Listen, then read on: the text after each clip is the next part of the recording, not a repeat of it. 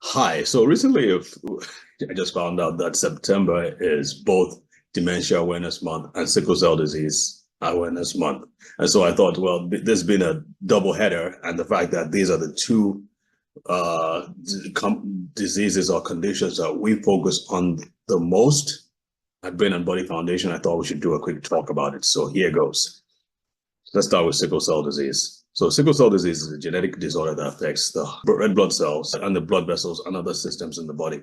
Most people with sickle cell disease in Nigeria and other parts of Africa tend not to do well. In fact, in Nigeria, 50 to 75% of them will die by their fifth birthday, will be dead by their fifth birthday. And then I guess another like 90% will be dead by their 30th birthday. Most will not see their 40th birthday, which is a terrible, terrible. In my opinion, it's a disaster. Anyway, so the standard approach to sickle cell disease is basically what I call managing around the weakness or managing around the weakness of the individual. So with sickle cell disease, they're advised to stay away from strenuous activities, to stay away from extremes of temperature, cold, hot heat. Don't stress yourself. Don't exert yourself too much. Take a lot of water, take medications. Again, don't stress yourself. Don't go to school if you don't have to, and so on and so forth. And so these kids grow up being sheltered, so to speak. And you can see that it's a really, really restricted life.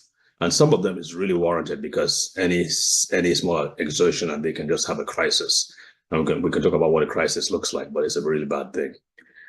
And so that's the standard thing. So the standard treatment or standard maintenance drugs are just giving them folic acid and antimalarials to keep them from having infections and also to help hopefully stimulate the production of new red blood cells because they tend to lose a lot of red blood cells. It's in the name, sickle cell anemia. So they are very low in red blood cells.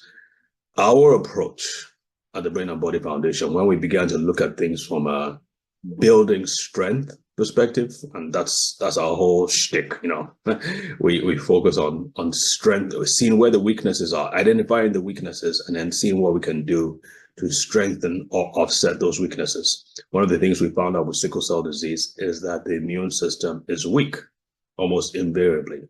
And so we thought, what are the simple ways we can adopt or simple approaches to improving the immune function? And so that's what we did. We found out, first of all, we found some very expensive drugs, supplements. We don't use drugs or medications, we use supplements and nutraceuticals. And they worked. And so that opened our eyes. And we're like, okay, what can we do? What is something that's even cheaper that we can use? And so we found out that the combination of vitamin C, vitamin D, and zinc can be used. And so we had a company in India make it. We shipped it to Nigeria, and we've been sending it all over the country in Nigeria. And it has worked far beyond our expectations, especially for younger kids below the age of 10. So working really well. It's not just supports the immune system, but it helps in all them overall. And of course, if you support the immune system, especially with a weak immune system, you should see results. So that's without going too much into it, that's the whole idea. Is like, look at rather than just managing around a weakness, what can we do? What can we do to increase strength in an individual? And we use that to illustrate sickle cell disease.